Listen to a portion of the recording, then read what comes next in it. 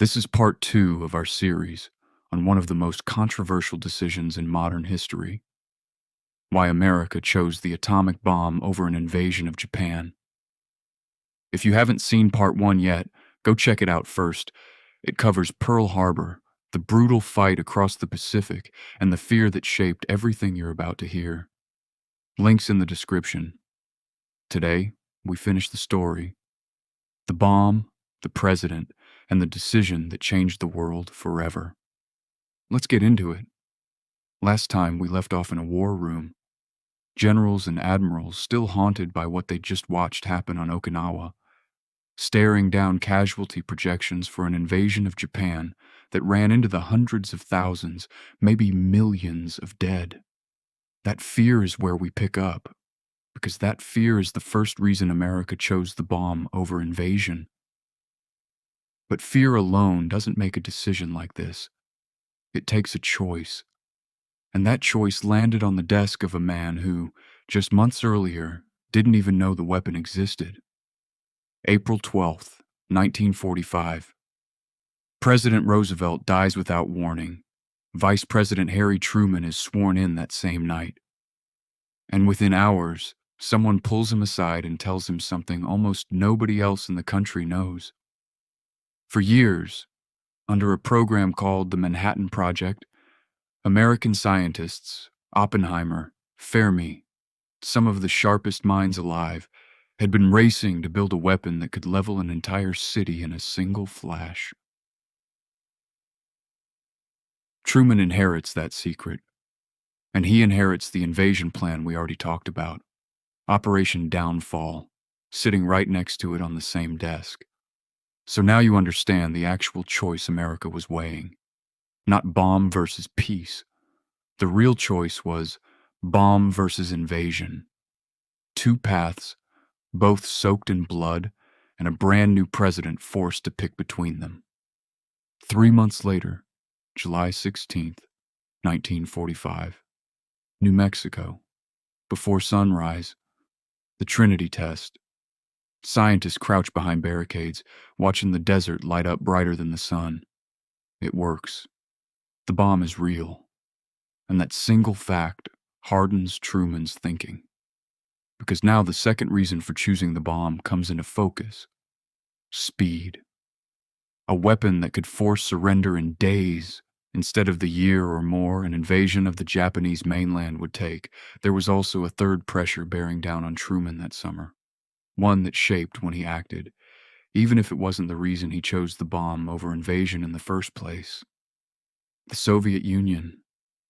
Stalin had promised to enter the war against Japan, and by the summer of 1945, American intelligence knew Soviet troops were massing to invade Japanese-held Manchuria any day. Some of Truman's advisors worried that if the war dragged on, the Soviets would end up occupying half of Japan the same way they'd already carved up half of Europe. That fear didn't decide whether to use the bomb instead of invading. That decision was already being driven by Okinawa's death toll and the weapon's sheer destructive speed.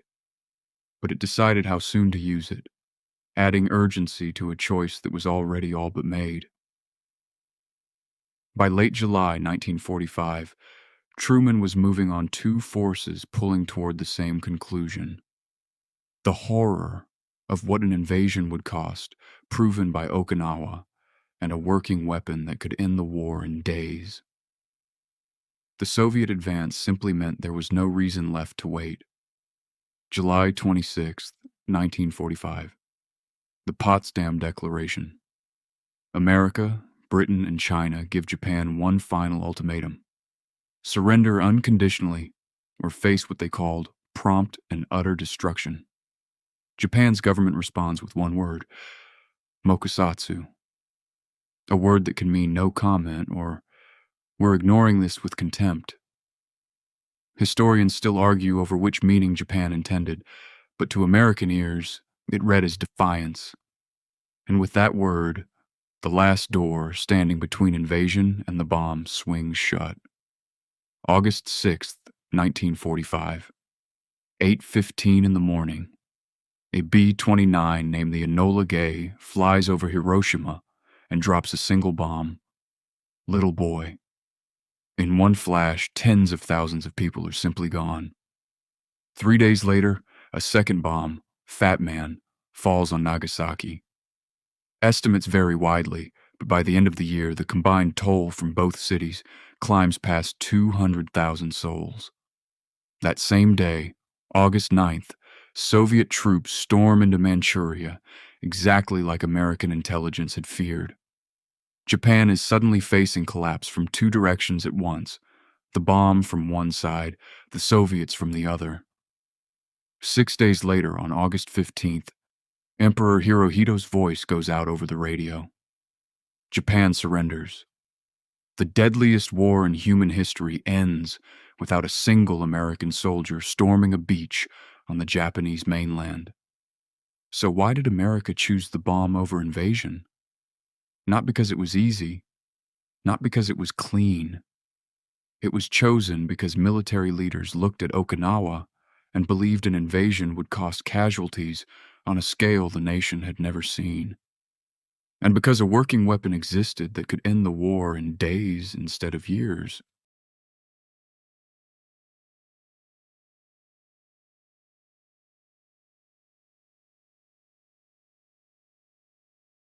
The Soviet advance didn't create that choice, but it made absolutely sure nobody in Washington was tempted to wait any longer than they had to. Was it the right call? Historians, veterans, and entire generations have argued about that for decades, and they'll probably keep arguing for decades more. What's not up for debate is this. On one side sat a bomb that killed well over 100,000 people that year. On the other sat an invasion that military planners believed could have killed far more, on both sides combined. Harry Truman looked at those two paths and chose the one he believed would end the war fastest and cost the fewest lives in doing it. That was the choice. That was the war.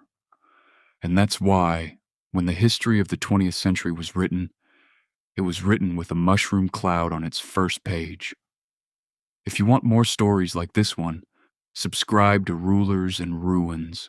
More wars, more empires, more legends worth remembering. We'll see you in the next one.